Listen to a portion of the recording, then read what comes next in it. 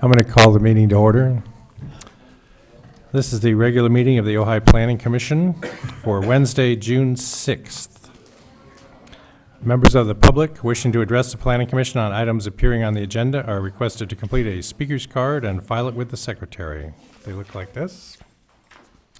Cards are available in the lobby. Speakers should state their name and address for the record, and please limit your comments to 3 minutes or less.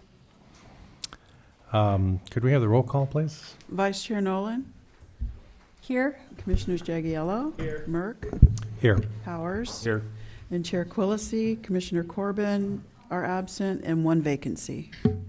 Thank you. I would like to say, just for the record, our thoughts are with the Quillisi family. The Commissioner Quillisi had to have some surgery last week, and apparently he's home and resting, and we're glad to hear that, but we hope to see him back here very soon.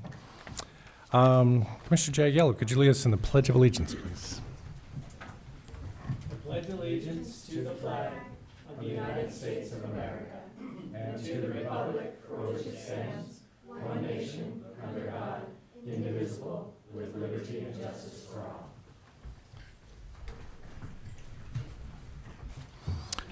Thank you. Public communications is the time set aside during the Planning Commission for members of the public to address the Planning Commission on items of city business other than scheduled agenda items.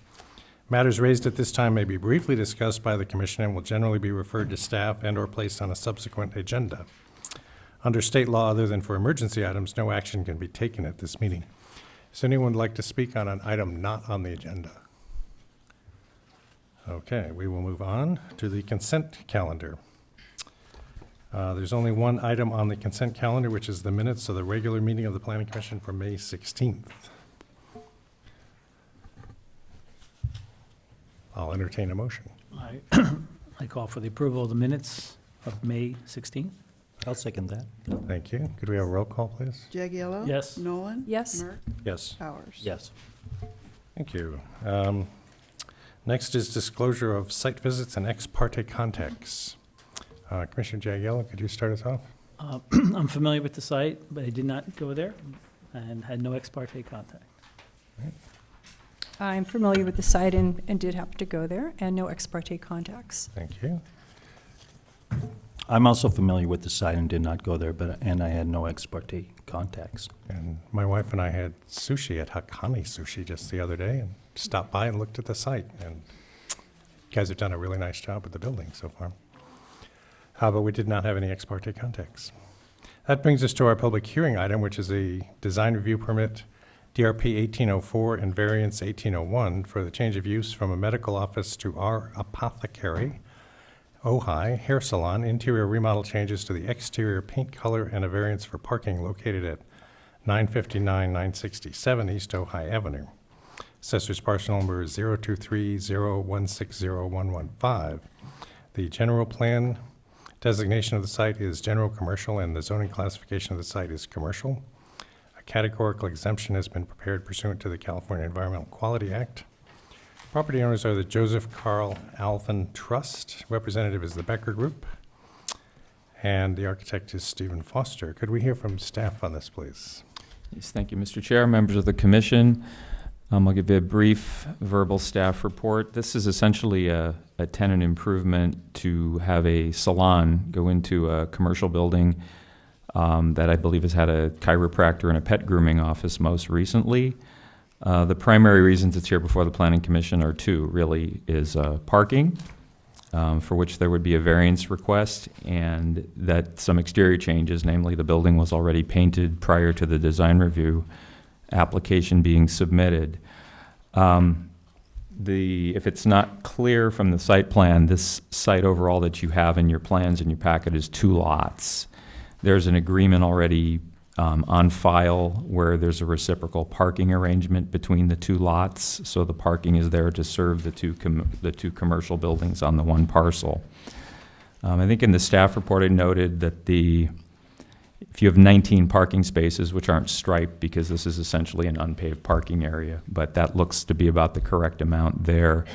You've got a parking ratio of about 1 space for every 145 commercial square feet between the 2 buildings, including the restaurant. So that's a pretty strong ratio for commercial. Commercial usually runs about 1 per 200, maybe 1 per 250.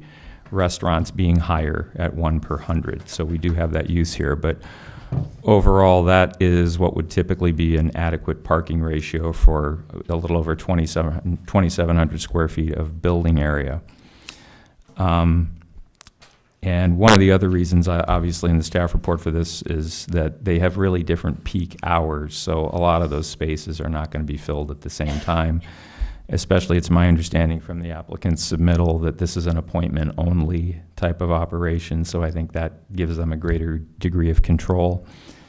And probably one other thing that's not necessarily really on point is that the Ojai code has a really high parking requirement for a salon. I was, in looking at the required parking spaces, it's interesting to see that that's the smaller building, but the salon would actually, per code, require more spaces. So I don't think that reflects the real operations of the buildings. So with that said, I could turn this over to the applicant, who can probably give you more information about the actual proposal. Thank you. Do we have any questions for staff? Thank you for clarifying that. So we still need a variance, even though it appears there's enough parking there? Right. The variance is strictly dealing with code requirements, not necessarily how the real world would work on this, because I think if you were building this today and trying to gauge parking for commercial use, you would probably have fewer than 19 spaces available. Yeah, thank you. I have quite a number of speakers cards on this item, and we'll start with Commissioner Wyrick, speaking as a private citizen, I believe. Yes, very much so. I just wanted to say, first of all, absolutely, totally agree with the staff report. I am thrilled to see this kind of entrepreneurial activity in this town, especially the resurgence of young women entrepreneurs that we're seeing more and more of. It's fantastic. And so I really, think this is absolutely almost, really something to support. I want to speak to general policy issue, though, for the Planning Commission to consider. Mr. Connolly alluded to our code.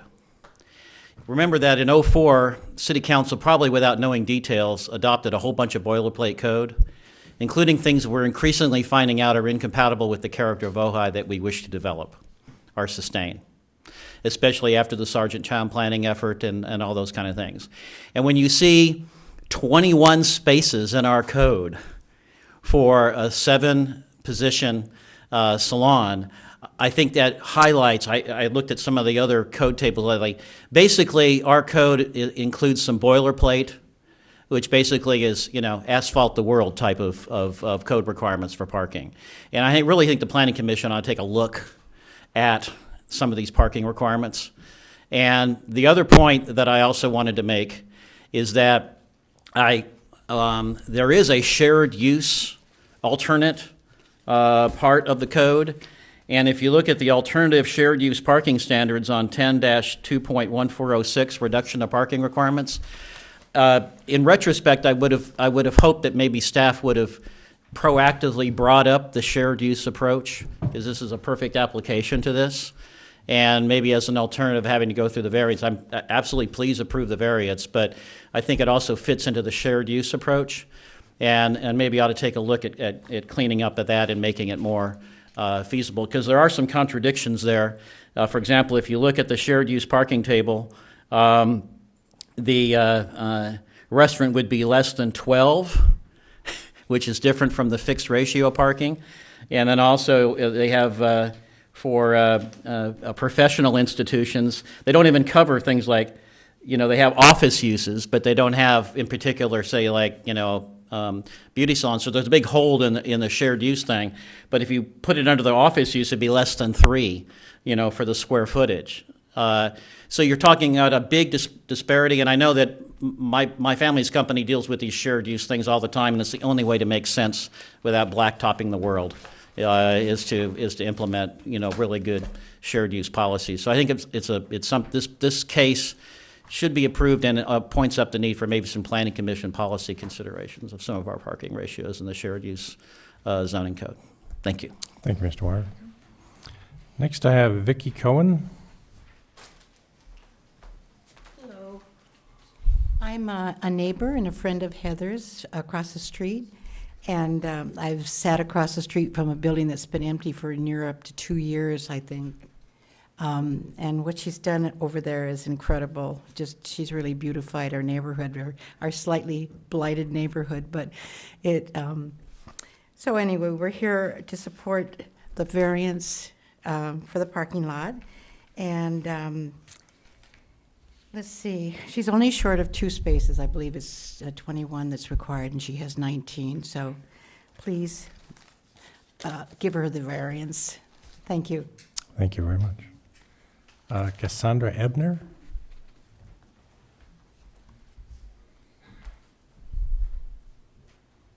Hello. So having known Heather for 4 years now, I've always felt that she wasn't at home in Los Angeles, where I've driven down from to support her. She shared her love for Ojai with me from day one, and she's actually brought me here to spend a lot of time together doing local workshops to explore the food, music, wine, and in recent years it seemed obvious to me that she should start to begin her life here and start her business here. So she's never been one for large crowds. She's more of an intimate person, one-on-one, and that concept has been woven thoughtfully into her business model. And so the largest group of people that would be in her salon would be a small bridal party, which would probably all carpool in one car so they could enjoy champagne together. And as a patron of the Los Angeles salons that she used to work in, I can honestly say that there's never more than a handful of happy people being carefully tended to, and it's just not in the DNA of the brand to overwhelm the space or the artists with too many people. So the current parking lot to me is beyond sufficient to withstand the elegant and delicate flow of traffic that the salon will incur. And I cannot wait to see what beauty and joy this business brings to the already beautiful community. So thank you for listening. Thank you. Next is Lisa Severino.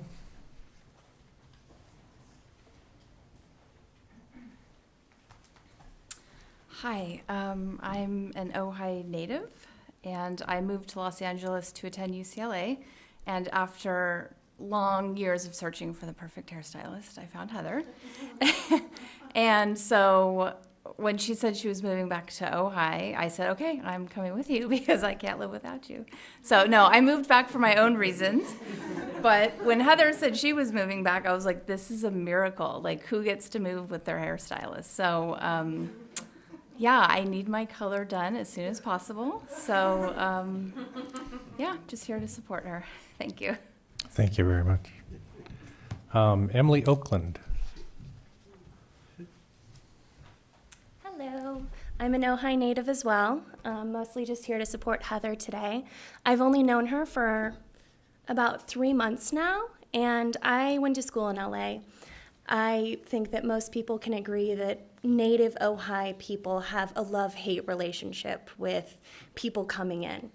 And it's something that even as a 20-something-year-old I feel, but I didn't feel that with Heather for many reasons. One being, and probably most strongly, because she completely accepted Ojai. She loved everything about Ojai, the small town aspect, the individually small businesses, everything, the loving community.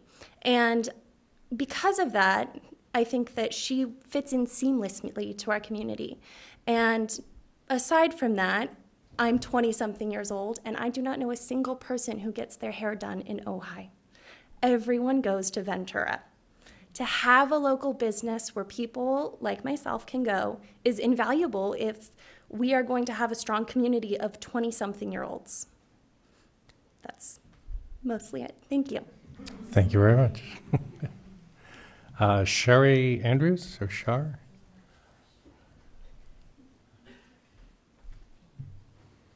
Hi, I'm Heather's mom, and I don't have anything prepared, and I really don't know much about the laws and the rules and everything here, but I do know that as a family, we have been coming to Ojai for 16 years, and I think Heather realized very early on that this was her spot, and she's worked really hard to make a life here, and I hope you guys allow her to do so.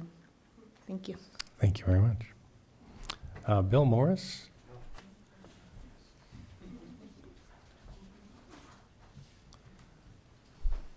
Hello, I'm Bill Morris. Bill Morris Contracting, and met Heather and some of her friends over there, and they asked me to do some interior decorating and remodeling on the interior of the project over there. And so since then, we've been working with them for several months, and it's just a great joy to work with these people, that, you know, what they had to bring. And again, I agree with everyone that has been coming up and speaking, that there's a definite niche for this kind of stuff for that younger generation here. So as Emily just mentioned, that a lot of the people, even including my wife, go to Ventura for this service, and just to kind of have that available here in town, I think is a great thing. So, thank you. Thank you. Whitney Olson. Hi. Okay, so I'm Whitney, and I've joined forces with Heather to help guide her through her vision with her salon here in Ojai. I met Miss Andrews about 3 years ago. She worked for me in my salon and was a very impressive member of our team. She stood out right away with her charm and her tireless work ethic. I knew immediately that we'd be working together for a long time, and as quickly as she was growing and building her business in LA, she would always talk about moving up here to Ojai. She would visit up here. She would gather ideas on how she could move up here more quickly. So naturally, she thought she should open a salon here. When she decided to open up shop here, she made the ethical decision to only use businesses in Ojai to build this dream. She hired Bill, who brought in Ojai painters, furniture makers, general handymen, and movers. She felt it necessary to have a gentle approach while contributing economically to the city of Ojai. Collaborating with local businesses doesn't stop after the build. She is committed to incorporating other Ojai businesses with hers once her doors are granted open. I would like to shed some light on the vision of how the salon will be ran and what to expect as a client.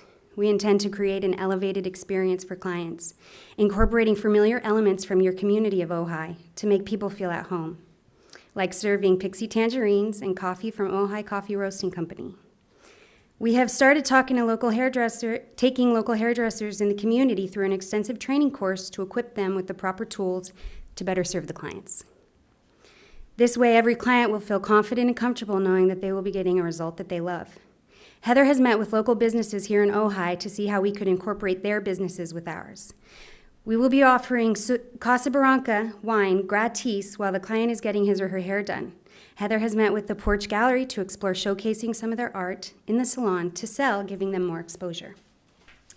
We also plan on working with local artisans to sell their goods in front of the salon so clients can shop during their visit. Heather has bridged partnership with the Inn and hopes to work very closely with their guests, taking care of all of their hair needs. We understand that the beautiful scenery here in Ojai is the backdrop for many weddings throughout the year. I personally have been hired to work many of these weddings in the past and have traveled from Los Angeles to Ojai to take care of the bride's beauty needs. Our hopes is that this will no longer be the case. We will continue to train and give these Ojai stylists the tools and techniques to take care of these brides themselves. Brides will no longer need to outsource, as they will be encouraged by the wedding planners and venue coordinators to hire our team here in Ojai. Needless to say, Ojai is a very magical, sweet, wonderful city. We are in awe of the massive sense of community and would be honored to be a part of it. I know that Heather hopes to see each and every one of you one day in that little green house next to the small sushi restaurant, getting your hair done and receiving the experience that we have told you about today. So thank you again for hearing us out. Thank you. I have to apologize. I should have asked for the input from the owner and the architect ahead of time, but I was in a hurry to get through all these speaker cards. Is any representative from the owner that would like to tell us anything about the project? Sure, come on up. I am the owner. Oh, come on up to the microphone here.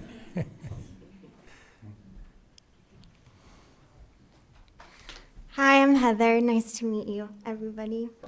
Before I begin, I first really wanted to thank Sherry and also Catherine. I came to them with a bit of a predicament, and their quickness and kindness throughout this process has been impressive, and I'm so very appreciative.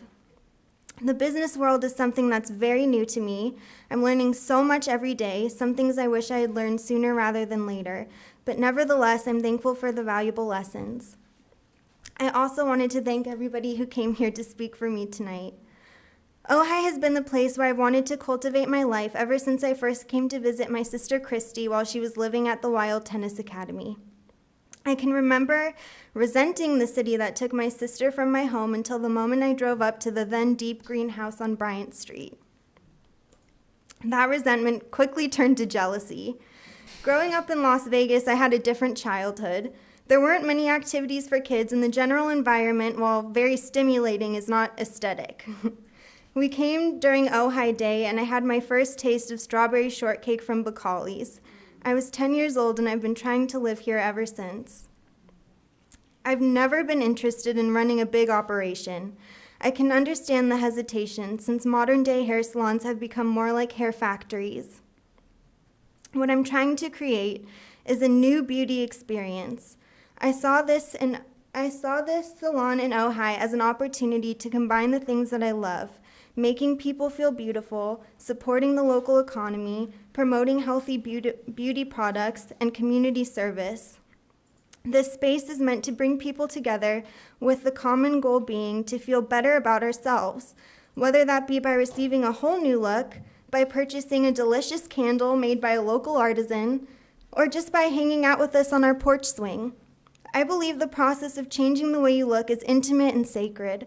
I love generating and being in an atmosphere that allows for people to feel comfortable and relaxed. I spent my weekends as a kid hostessing at my parents' restaurant, and over time I learned to accept my time there by challenging myself to connect with every person who walked in the door. When people are hungry, they aren't always friendly, especially at a deli. But I learned a very valuable lesson. People want to feel cared for, and giving someone that satisfaction has become extremely fulfilling to me. I've curated this space to feel like someone's cozy home. I've thought of new details to make the usual maintenance experience special, from blankets and eye masks during shampoos to partnering with a local winery to serve of-age guests. Having too many people in the salon just wouldn't work with our overall goal of providing an intimate and calming experience. I understand the city's parking concern. Lack of parking often caused me a lot of anxiety while living in LA. I promise to keep it under control and to remain an appointment-only establishment so that I can stagger the appointment times and make sure there are always spots available. I've also managed to partner with the Ojai Valley Inn to offer their guests in-room services. I hope to extend this idea to other resorts and hotels in the community. This will help to keep the salon space peaceful and private. The owner of Hakane and I have a great relationship. We're excited to have one another as neighbors since our peak hours are inverse. My hope is that my lunchtime clients might enjoy some sushi before or after their appointments. He's never missed a dinner service, or else I'm sure he'd be here in support also. I feel so lucky to be given the opportunity to live in a place like Ojai. I've put my heart and soul into the salon with only the intention of building a life and enriching the community that I love. Thank you for your time. Thank you. Could you stay up here for just a sec? I just want to see if anybody has, do you have any questions for the owner? Anyone? No. I have to say, I've never seen this many people come out to support someone, so. I really tried. I think you're doing really well to start with. Thank you. My only concern would be if you got really successful and all of a sudden you had like hundreds of people wanting to. It sounds like you're going to They'd take care have of to that book by an doing- appointment. Yeah, they'd have to do that. Yeah. Great. Any other questions? That's it. That's all the speaker cards. And it's a huge stack.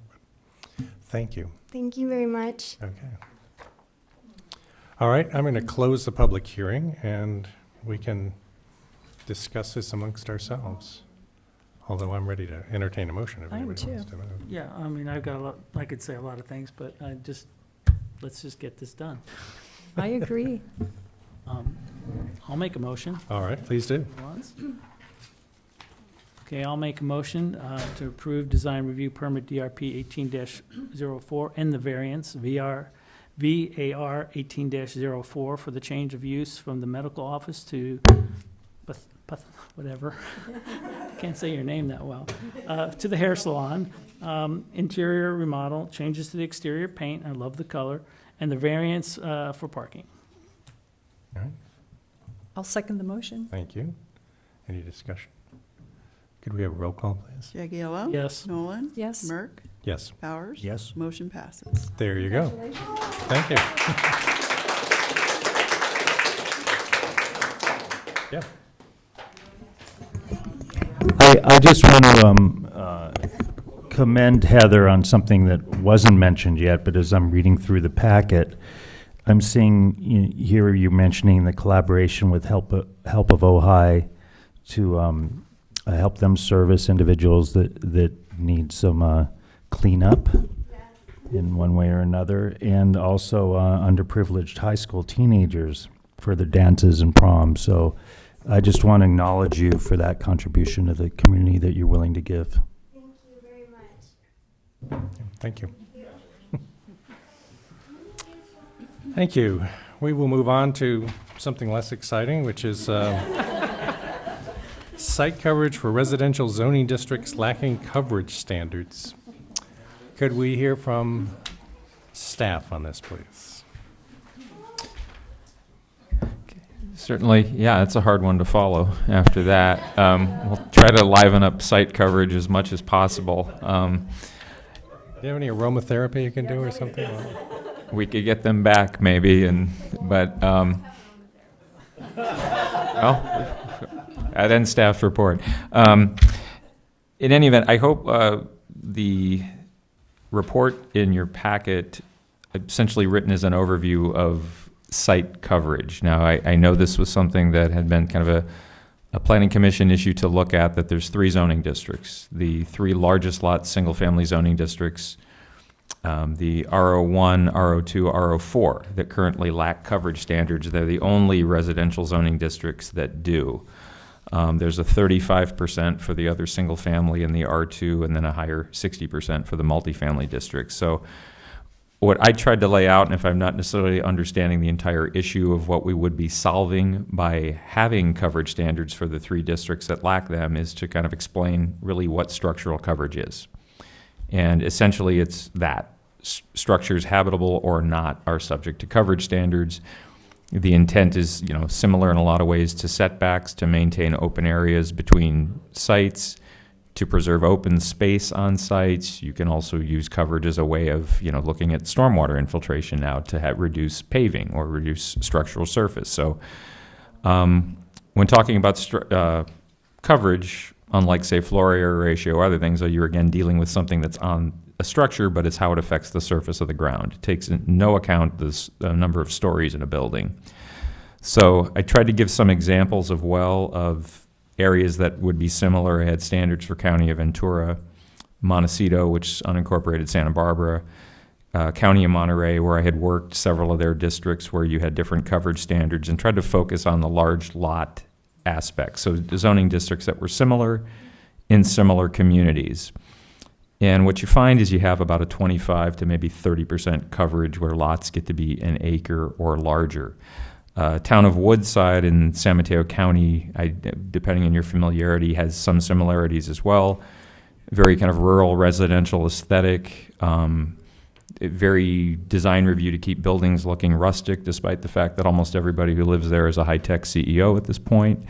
But they had more, while they have no coverage standards whatsoever, they use FAR in a more rigorous way to limit the size of buildings. So and those standards in here too, which again, coverage tends to go down as the minimum lot size increases. So for instance, now Ojai, if you've got a 35% coverage for your single-family residential lots, presumably if you were to adopt a coverage standard for the larger lots, you would have something 35% or less, and maybe that would go down as the minimum lot size goes up. I think I threw in the last paragraph under the discussion as well, though, that a lot of communities adopt coverage standards to deal with things like the teardowns and the large homes going in. I don't know if that's a pressing issue in this community. I haven't sensed that, unlike others I've worked in. But for things like, if you have a 5-acre lot and you have a 20-25% coverage, you're still looking at over an acre worth of homes. So, you know, a 5-acre lot with that standard, you could put 2 Westridge grocery stores on the property by right. So coverage in and of itself doesn't necessarily solve a problem if you're trying to limit the size of an individual structure. On some rural residential lots, too, you may have issues where people are building things like stables or horse paddocks or other structures that are not inhabited by humans, but could take up a lot of surface area. So that would be something else to think about, is really what is it, if you were to adopt a standard for coverage, you're trying to solve. That's kind of the biggest issue to keep in mind. So there are other communities that don't have coverage standards.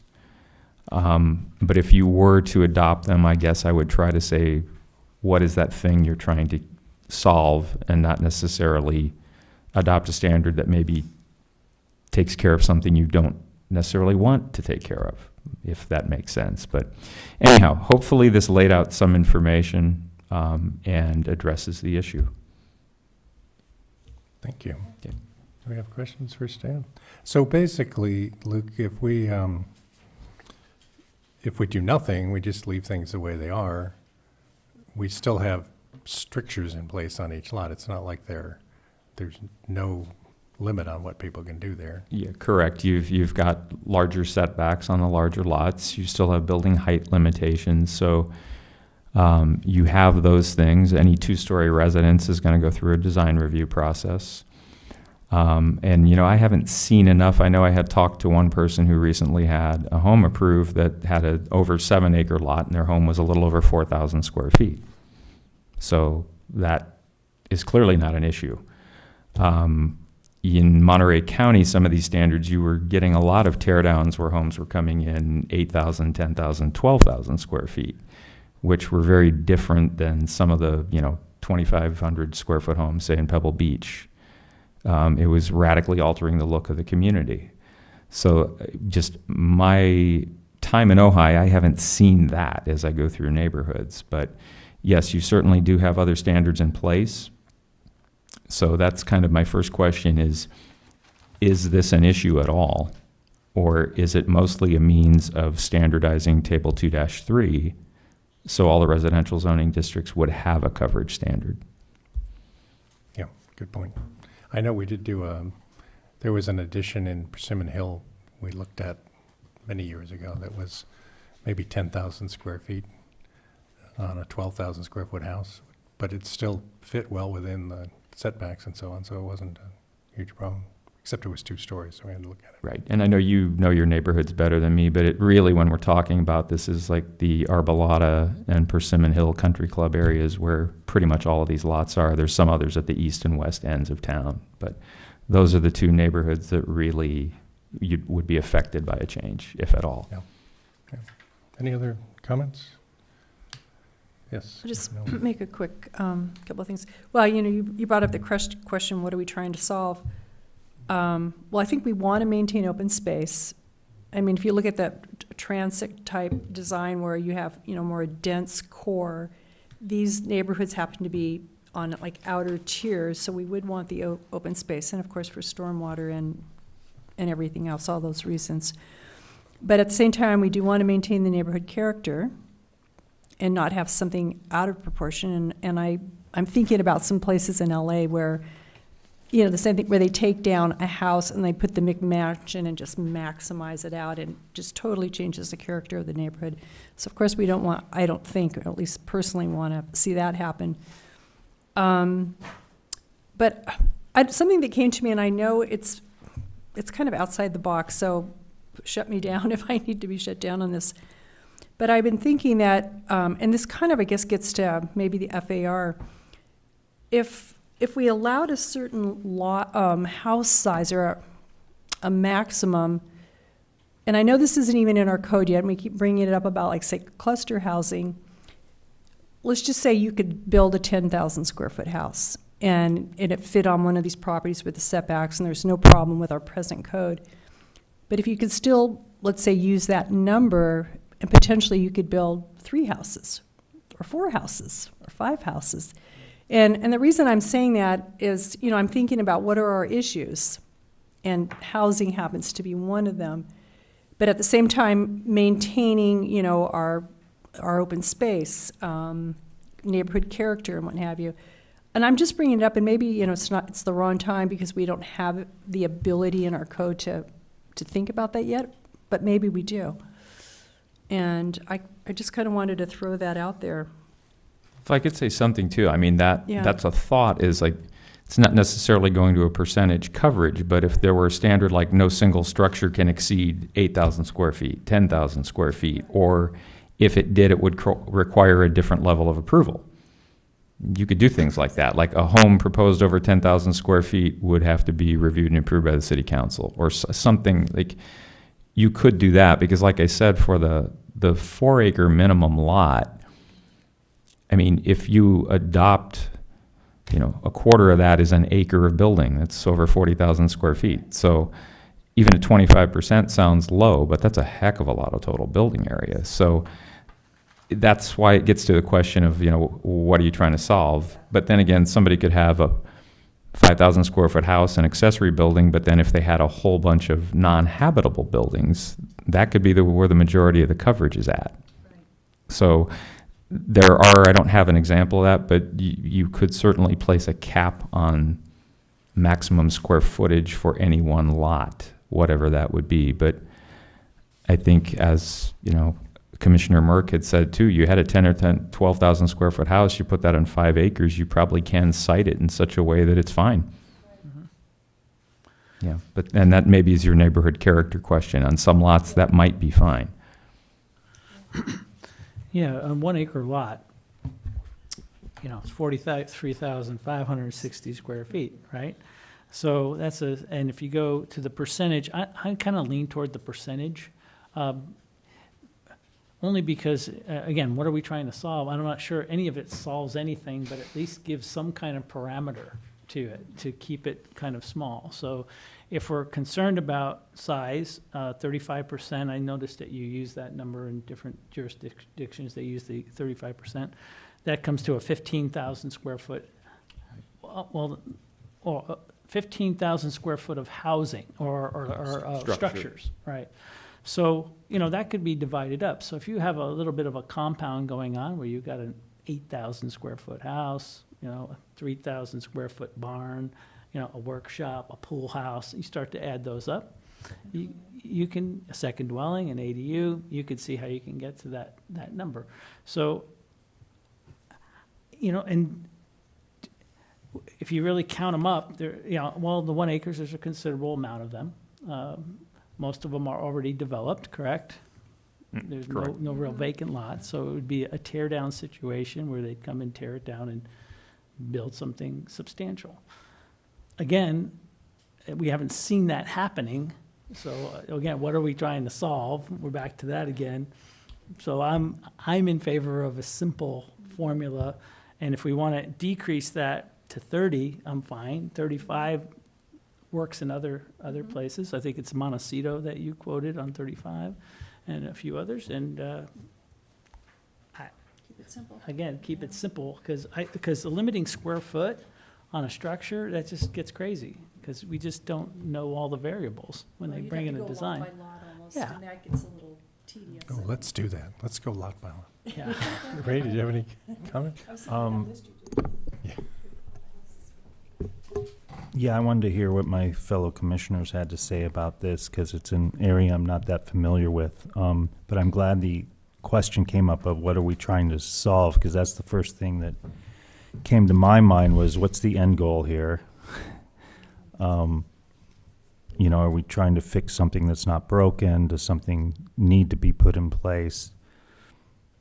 I'm less concerned about the size of a house as to how it's being built and how environmentally sound the build is, and how much water they're capturing and power they're using, and, you know, impact they're having on the open space around them. That's way more of a concern for me than the size of a building. And as Chester just pointed out, there aren't that many tear downs and rebuilds suppose someone could want to do a remodel to a house and expand it to much bigger. But I'm fine with recommending the simple method and do a lot coverage. Although you mentioned that, like on a 4-acre lot, even going down to 25% is a lot of coverage. But nobody's gonna do it. I mean, who's gonna- So in terms of percentage, it kind of seems somewhat random, 35 or under, and take it case by case from there. Yeah. And This is a public hearing, and I just got a speaker's card, so I wonder if we could hear from Mr. Miley.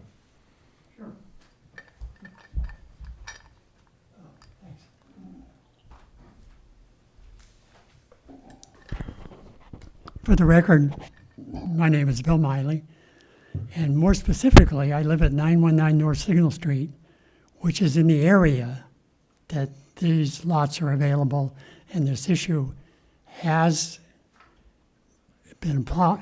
has already caused problems, and potentially we could head it off.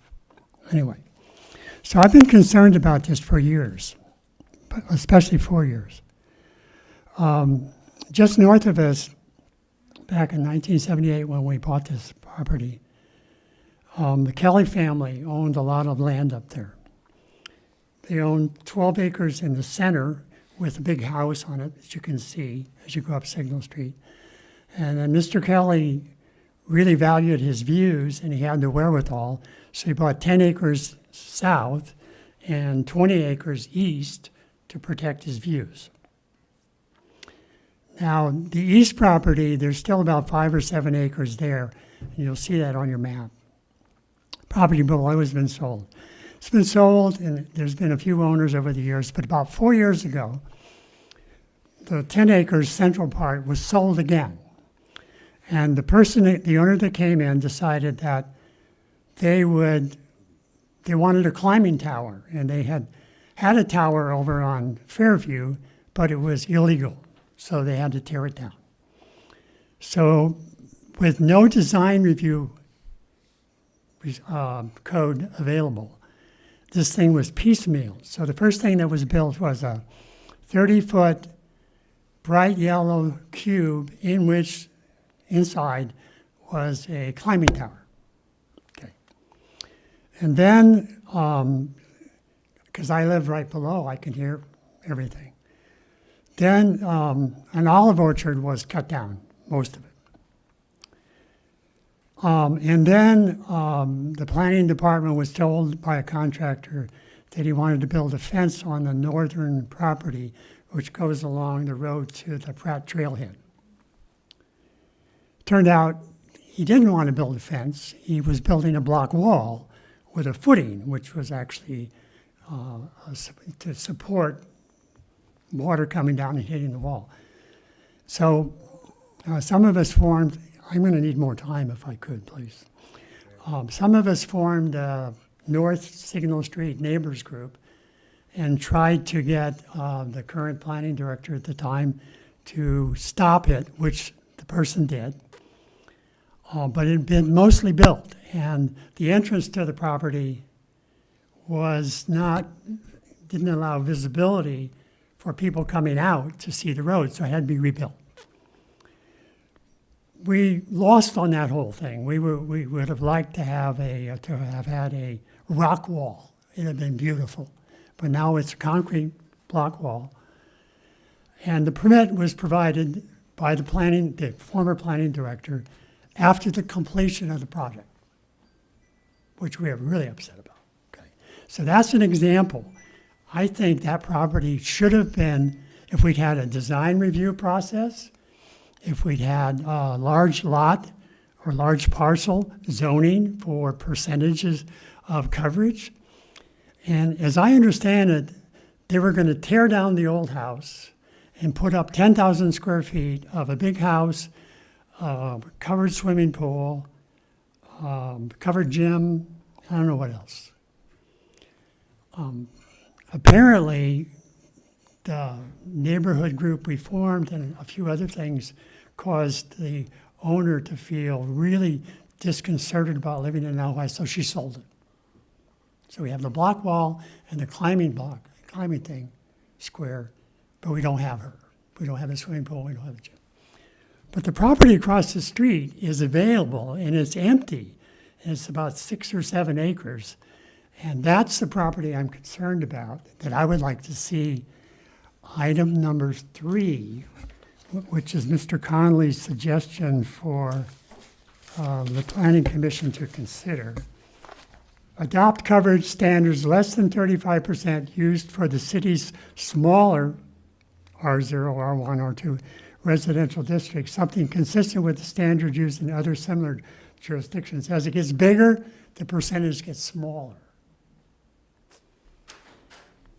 And I can tell you the reasons why.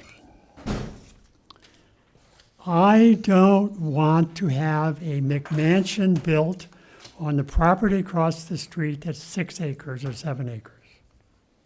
No McMansions.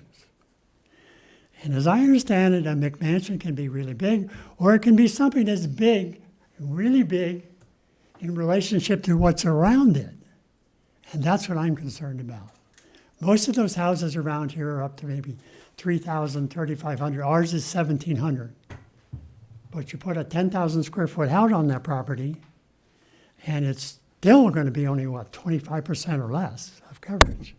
So prevent McMansions.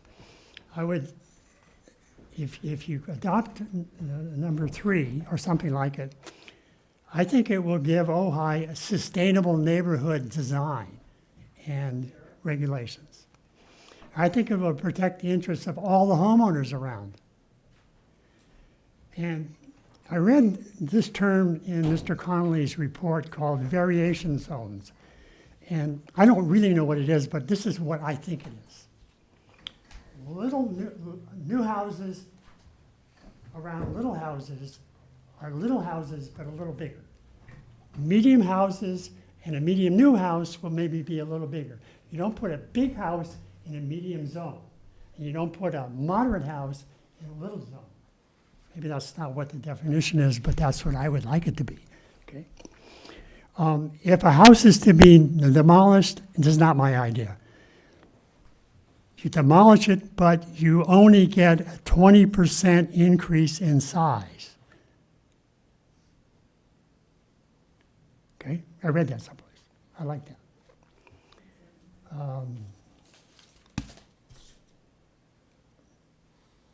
Let's see.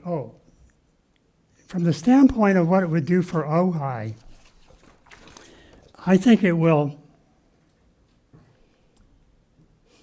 If I can find this, I think it will support the kind of environment that Ojai has tried to create over the years.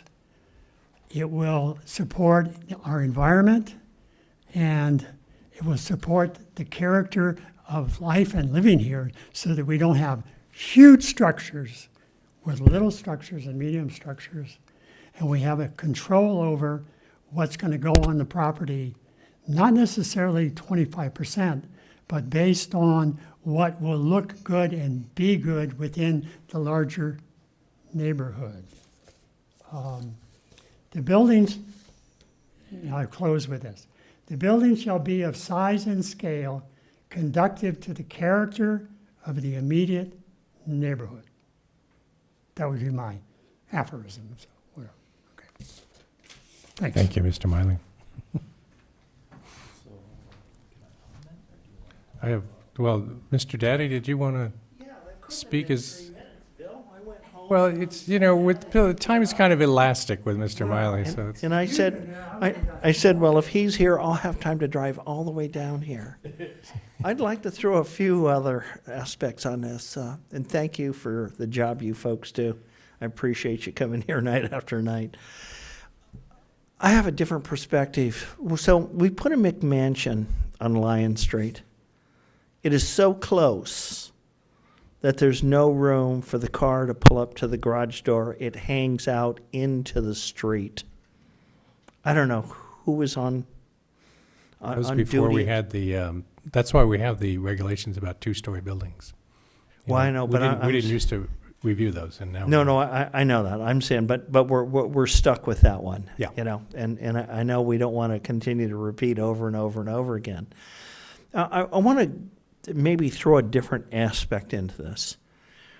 We no longer have Golden State Water. And as a result of that, when somebody built a house at the very top of Foothill, and it cost an enormous amount of money to give water to a single unit, the cost of the water meter was zero. And they were nice enough to give everybody in the community the cost so somebody could live at the very end of the line, okay? What's happening now, I've had discussions with Casitas because we're trying to do some things on the water upgrade. We're taking a look at the bond. We're taking a look at a number of things from the leftover days of flow. We're approaching a year where there's a water transition. And one of the interesting things with the discussion with Steve Wickstrom's the general manager is he's saying they need to know when you're going to put projects in.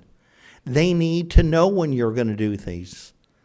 We don't have adequacy for water distribution now.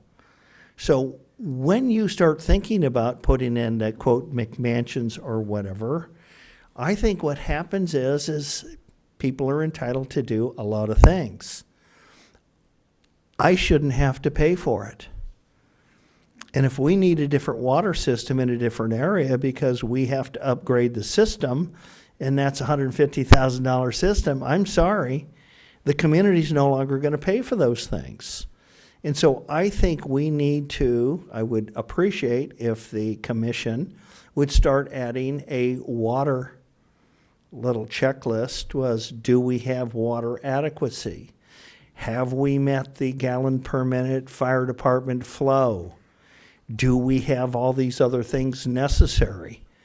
Because just adding, I mean, we never even check. We put in a small condo project. We don't have enough water for that street now. How did we let the rest of that go in without just even thinking, can we add one more unit? Can we have 6 more units? Can we have a 15,000 square foot? Can you imagine the pressure it's going to take for a sprinkler system for a 15,000 square foot building? It's going to be enormous. And so I think there has to be a precondition or pre-water qualification. And I'm actually thinking not on the lines of a will serve letter, but I think we need to have the sign off on the engineer from Casitas stating that, yes, we can provide water. Because when you look at that ridge in Ventura, the answer was, and I don't know whose water it was, but no, they couldn't provide it at all, could they? And they took down 220 houses because they can't provide the water. So I think the water, or lack of it, and the system and lack of it have to be put into this thing. Covering these huge amounts of space is going to be stressing our fire.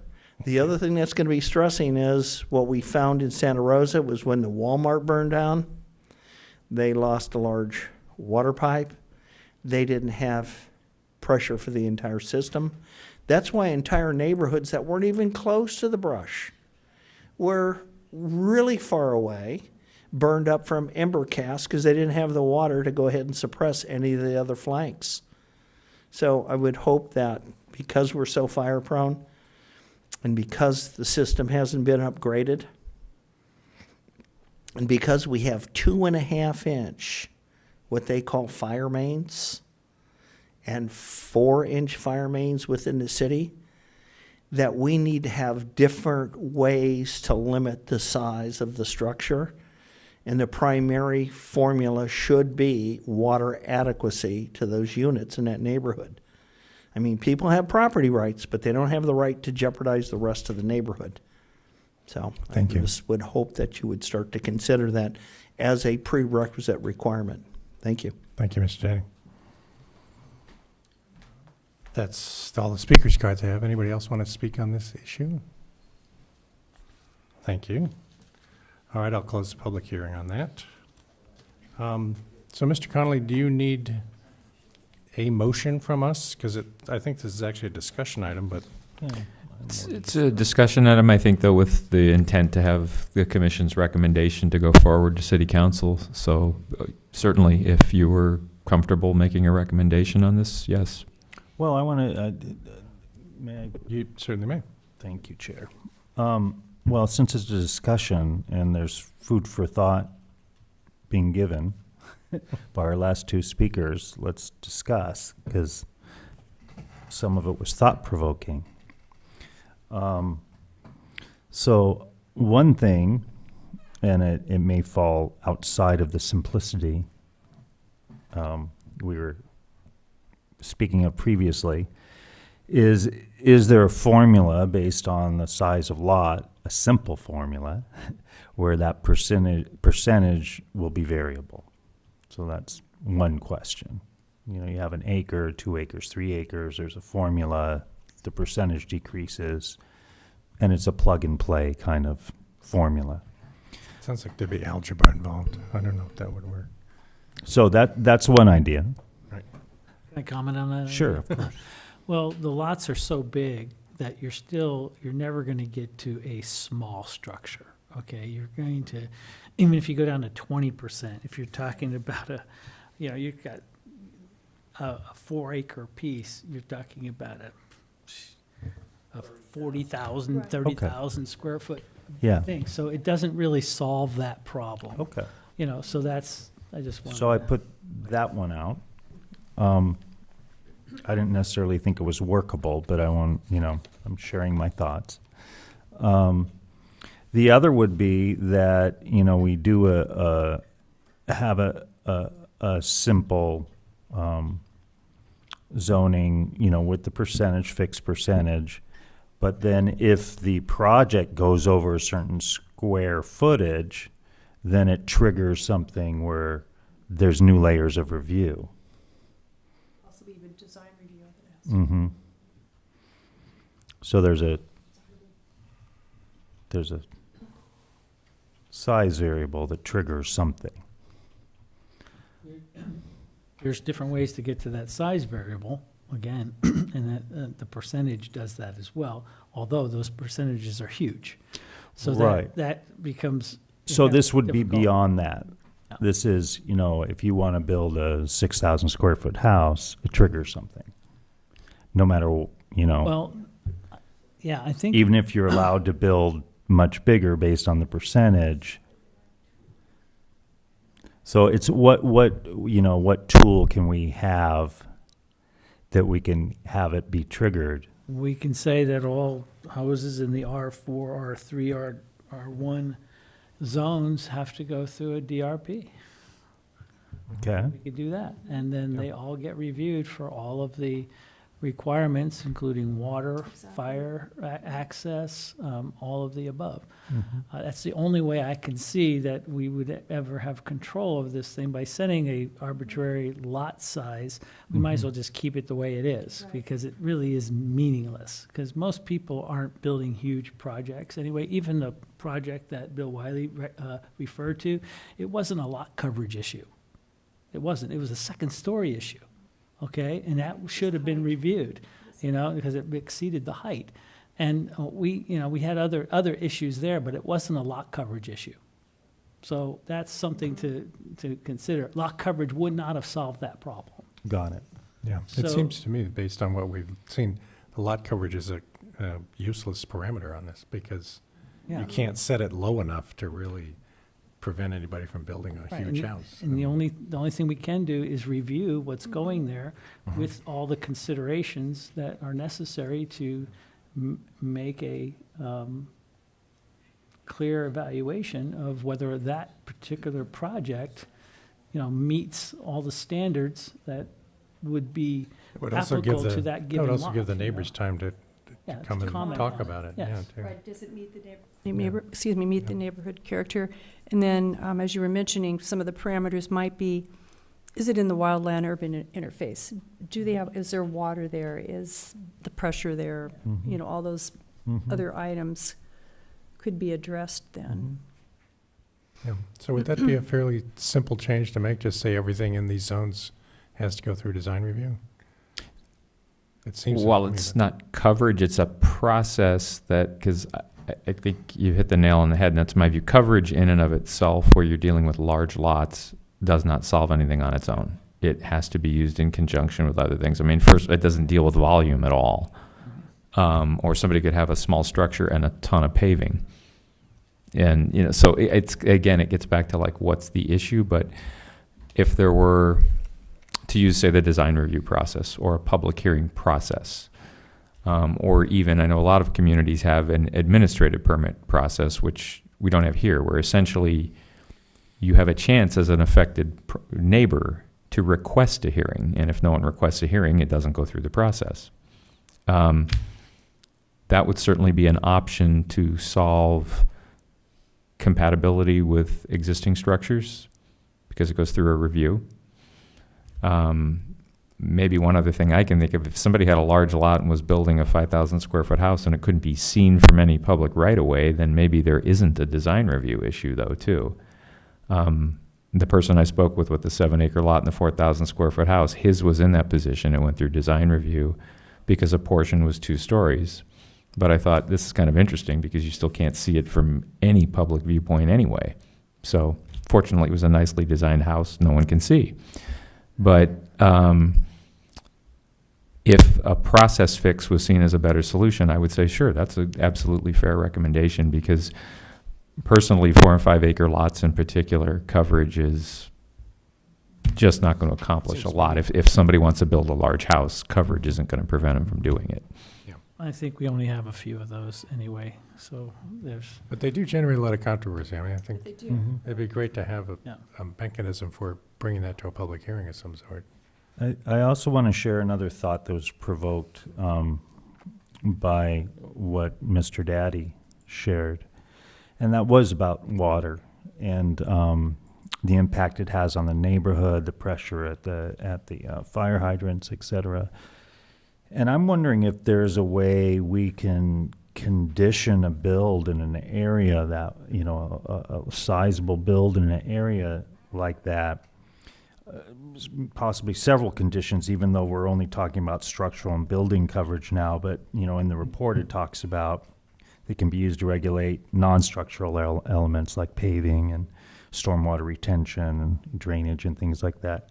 I'm wondering if we can put conditions on a new build where the owner has to put in gray water, rainwater harvesting, have their own cistern, have their own, like they're conditioned to have to put that in the build, that if there is an emergency, they have water on site to take care of their property.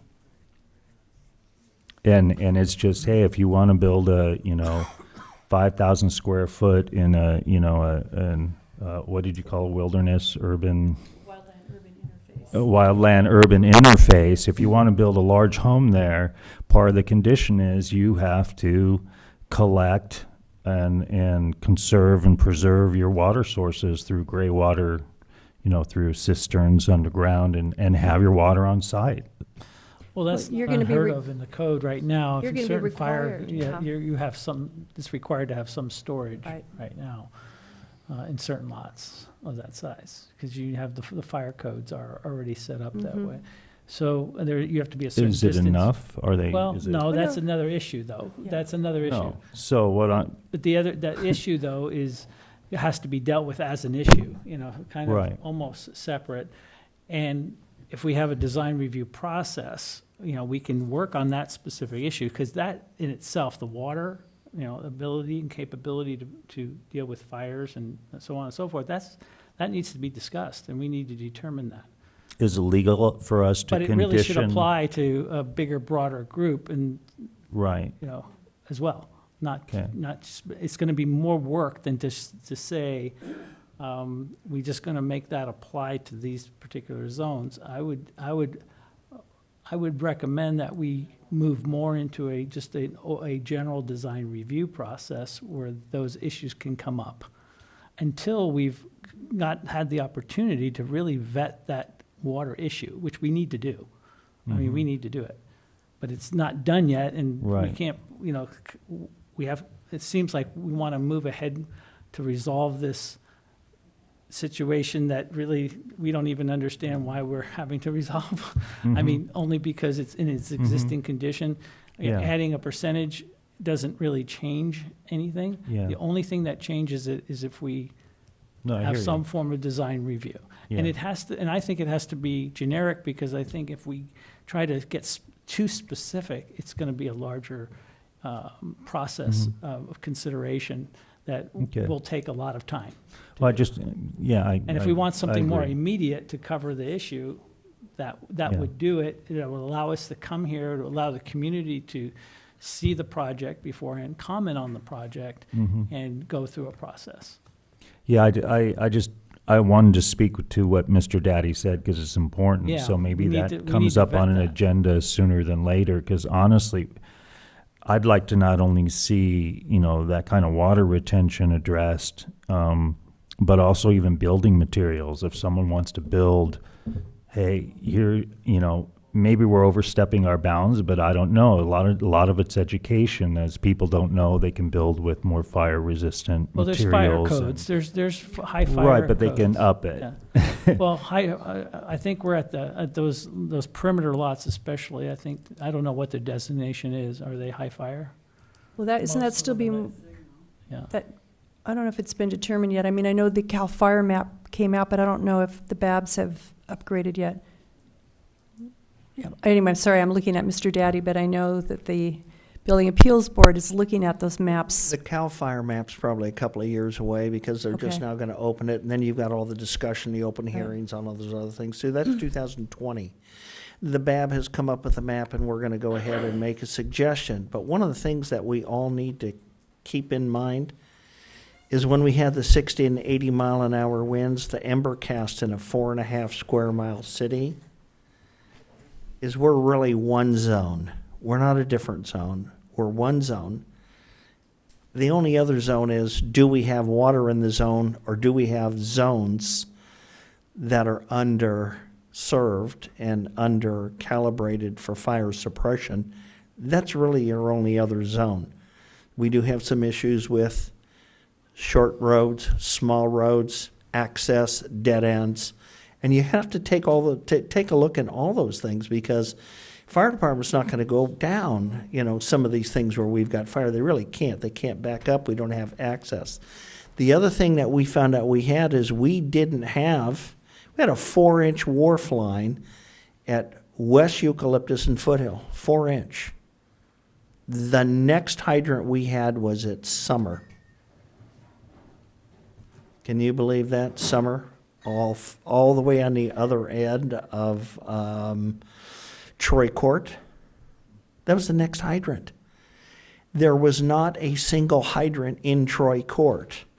So when you have a big lot over there and you build one of these great big giant units, everybody turns on their sprinkler for their house. There isn't going to be anything left, at the other end. And so I really kind of think that you need to get some engineering if you're going to get a fairly large house. I don't want to get a will serve, because a will serve is really for those lots, in my opinion, that haven't been developed and don't have a current meter. I think we're off. But you subject. need adequacy. are. Well, Yeah. I wanted to Mr. answer Daddy, Mr. thank you. Powers. Thank you very much. Quick comment. Yep. And Ray, I just wanted to mention that in our discussion items that are in our packet, and I know we briefly discussed it, but we do have the fire safety for the community, and we also have water availability for fire suppression and water supply. And on the 20th, we're going to be looking at our list. So I see that. it's, It's there. potentially It's there for us to coming. go through. Yeah. Yes. All right. So I do think there's some legitimacy to, looking at the review process for these larger lots. I think making a suggestion to the city council on that note would probably, and leaving the ordinance the way it is, because again, setting a percentage doesn't really do anything, is probably the best thing I could recommend. Good. Make a So- motion to that effect. Well, that's what I do. I make a motion that we recommend to the city council that they consider a design review process for the zones R1, 2, 4, and R0-1.5. Okay. And keep the lot coverage standard existing, what it is. So leave no standard for the large lots, and design review process would be more effective at dealing with potential issues. Absolutely. All right. I would like to second that. Okay. Any further discussion?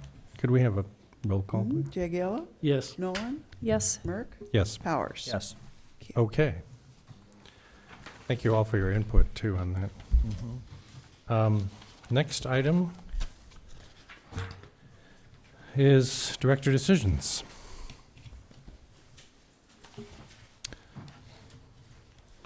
Which we have a spate of. Anybody have any comments on these?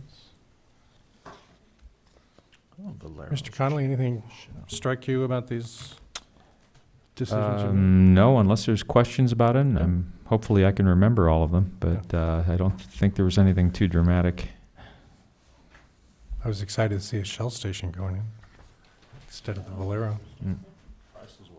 Yeah, well, you know. Next item would be future agenda items. Mr. Chairman? Yes, sir? I have a comment about the director's decision. About the director's decisions? Yes. Well, okay. Open the public. I think, I'm not even sure we have a public hearing on that, but you're welcome to speak for 3 minutes on that. Okay. For the record, Bill Miley. I believe, when I read that you authorized Valerio to change a sign to Shell. Did I read that right? Yeah, Valero to Shell. Correct, Valero became Shell. Does that mean that Valerio is going to start selling Shell gasoline? I would assume if it's now a Shell, it'll be selling Shell gasoline. That's what I assumed too.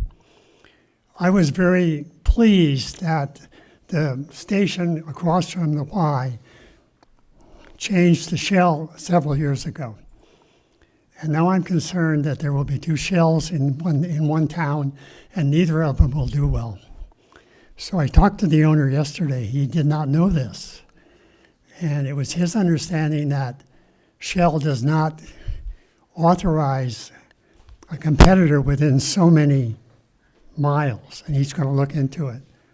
I'm concerned, and I'm wondering whether Mr. Connolly was told anything about franchises or jurisdictions when this was requested. Thank you. Thank you.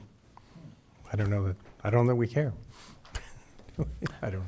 I understand the franchise prohibition in this case, though, was a Valero going to a Shell. It was not an independent operator going to a chain operator. So beyond that, it's not my role to contact Shell about their own corporate requirements. Here. Yeah, and they don't wear uniforms or anything like that the way they do. No, they don't. And I know what I've looked at the ordinance, I get it. The intent seemed largely to me to focus on things like not having chain restaurants, fast food restaurants in town, which is totally understandable, versus there probably aren't a lot of mom and pop gas stations, and when there are, they're probably still selling gas from one of the major providers. Yep. All right. Future agenda items. I got some comments on that one. All right. The parking, it came up again tonight. I would like to look at the parking requirements and add that, we have an item down here, parking in lieu parking, but I want to get more specific and actually go through the parking requirements on all the different zones. I'd like to just add that to the list. I think that would be a great idea, so we're not, personal observation, when you're doing variances often and for the same thing, it means you have a code problem. Right, exactly. Okay. So is everybody okay with that, me adding that? Yeah. Needs to be discussed. All right. Planning Commission committee reports. Commissioner Powers, you have any comments on the city council meeting? Well, I'm going to share what I've shared last time, which is it was a lengthy meeting. A lot was covered. It's up on the city YouTube channel. I suggest people watch it and take in the whole thing, because if I were to report on it, even in brief, it would take 15 minutes. All right. Commissioner Nolan, do you have any comments on the Complete Streets meeting? Yes, we met today, and I'm just going to kind of briefly go through it. I mean, I have a bunch of notes here, but I think one of the most exciting things that is happening with Complete Streets is we now have a representative from the Ojai Unified School District attending, and it ties in with Safe Routes to School, but it ties into a lot of what we've been doing with Complete Streets about reducing vehicle miles traveled, reducing carbon emissions, the health component of, you know, Complete Streets and what have you. So it's really nice to have the, I guess I'm going to say collaboration at this point. We're hoping to do a Safe Routes to School or a safe biking week in October to align with the national week for that. And we're hoping to do actually bicycle training. We have a Complete Streets member who is certified to do that. So we're in the process of working on that. We've also been handing out a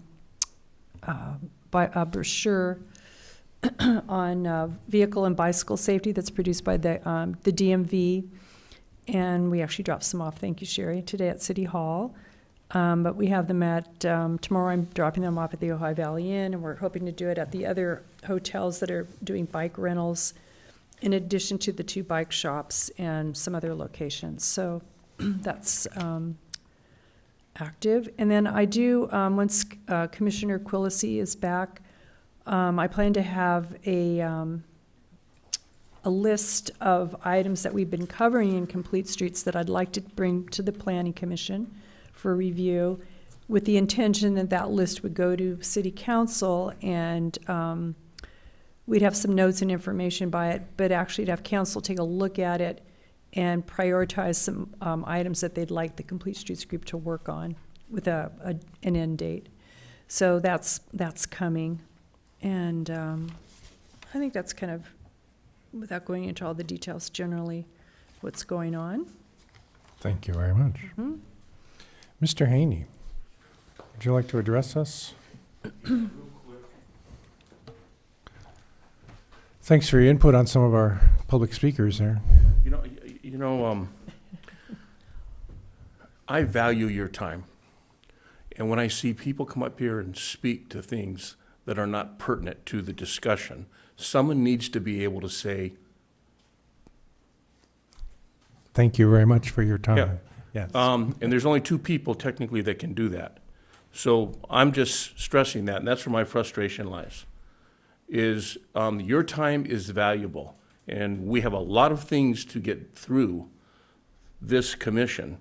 And wasting our time on talking about Title IX issues, or wasting our time talking about things that really aren't relevant to what the discussion is a waste of your time. And you just need to honor your time better. It's very valuable. That's all I have to say. Great. Thank you very much.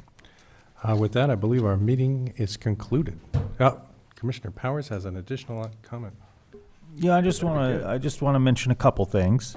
One is on the Ojai City YouTube channel. There's a video up on a water panel discussion that happened a week and a half ago or something like that. It's almost 2 hours long. There were representatives from the Ojai Water Advisory Group, Casitas Municipal, Ventura Municipal District, Water District. I'm forgetting someone. And an Ojai Defense Fund. So it was a lively discussion. It was a poignant discussion. So I just want to mention that's up because this commission's been speaking about water-wise topics and water in general. So that's up on the Ojai City YouTube channel. I also just want to share, as we probably all know, the music festival is happening starting tomorrow. There's a lot more traffic downtown. I've been riding my bike around, and just what they say on Hill Street Blues, be careful out there. Because there's just a lot of people and a lot of traffic and a lot of great activity, and it pretends to be a really good music festival this year as well. A lot of free activities in the park and free concerts and public things happening as well. Thank you very much. With that, We are concluded.